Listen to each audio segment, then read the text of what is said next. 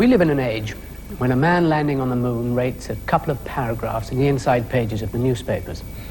Matt Irvine, with his models, shows us an age when the silicon chip will be a quaint museum piece and Apollo 14 the Model T of space. If you watch television at all, you've probably seen some of Matt Irvine's work on Doctor Who, Spaceships of the Mind, Tomorrow's World, The Sky at Night, Blake's 7. Between the mountains and clearing frame on both sides.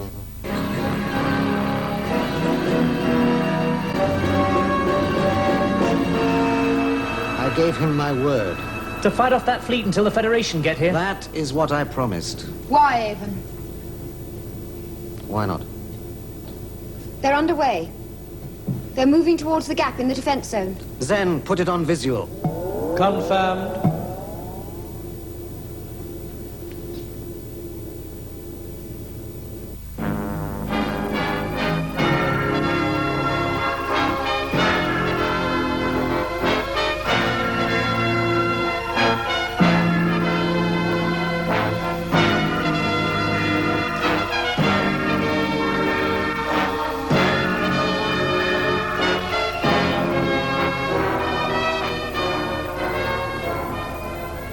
Matt Irvine is a visual effects designer at the BBC, but he's also a member of the British Interplanetary Society. And his knowledge of inner, outer, and even unknown space makes one feel that any moment now he may be covered by the Official Secrets Act, Section 117, subsection 8, paragraph 4, line 2, moon bases. The craft being used in our moon base illustrate a fair variety of the types of model work. At the very simplest, the little moon base buggy has freewheeling wheels and is pulled on a piece of nylon. Very little, hopefully, can go wrong with it.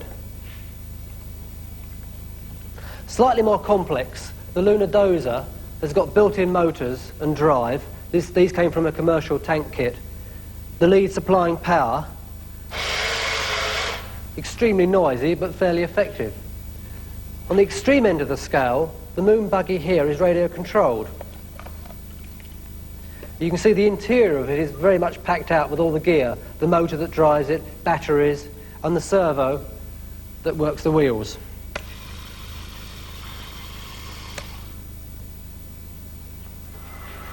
And finally, there's the little flying craft hanging by steel wires on a carriage and steel bar overhead. And of all the models, this one in particular emphasises one aspect very important to model work, which is high-speed filming.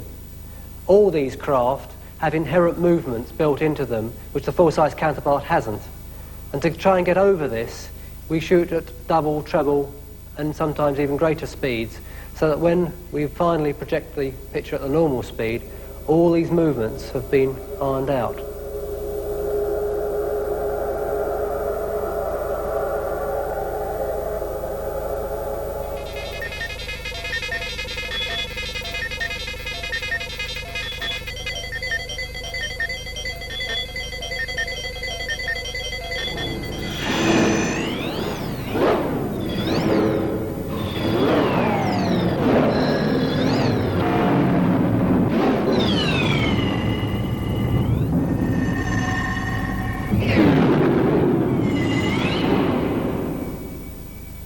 Kits in general are an invaluable source of parts for the final dressing of the model.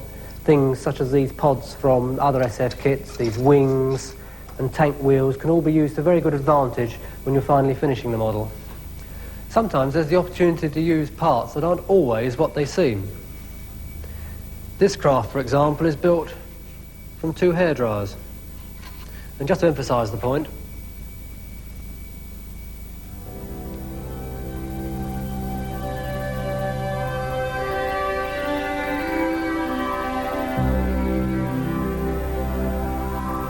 Matt Irvine's commitment to the future is complete.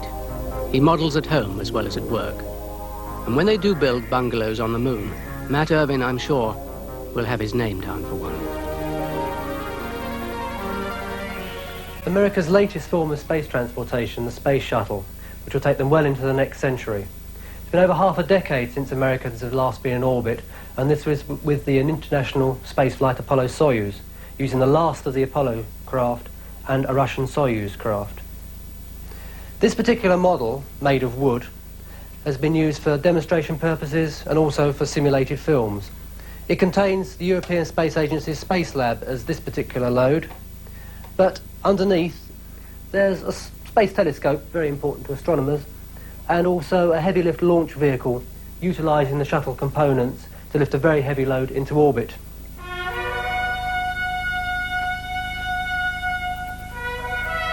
The real space shuttle on the ground.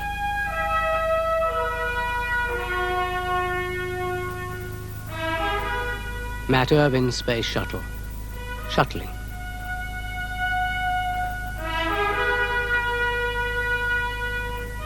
Space probes, craft that travel outside the influence of the Earth, have always held a particular fascination for me. One of the most successful was Viking, America's Mars lander. Viking 1 touched down on the surface 7 years to the day that Apollo 11 landed on the moon. This particular model was originally sprayed white, but it wasn't until the pictures actually came back from the surface I discovered that the colour was in fact light blue, so the model had to be resprayed. Moving out into the depths of the solar system have been the Voyager probes. This model of Voyager 1 was actually made from engineering drawings, the first time I've had the chance to work from such plans. It enabled items such as the scan platform to be accurately reproduced with the movement of the real craft.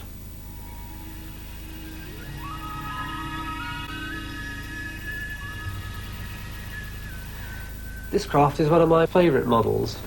Designed as a deep space shuttlecraft, probably ferrying between an Earth orbit space station and a space colony. It was originally made for one television programme but never used. However, since that date it's appeared in about 3 others.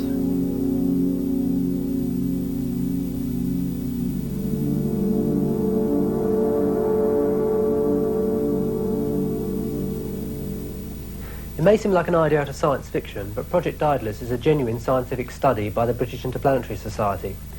The whole idea would be to send an unmanned probe to the star system Barnard Star over 7 light years away. The complete craft, looking very un-rocket-like, would probably be built in Jupiter orbit. The first stage is dominated by these very, very large fuel tanks, and the second stage, sitting inside, is the only part which would actually reach the star system. The payload module at the front contains telescopes, antenna, small probes, like this, which would enter the atmosphere of any planets that were present, and most important, Daedalus' answer to R2-D2, the Wardens. These little craft would float around outside the payload module, doing any odd jobs, unjamming an antenna, unsticking a probe.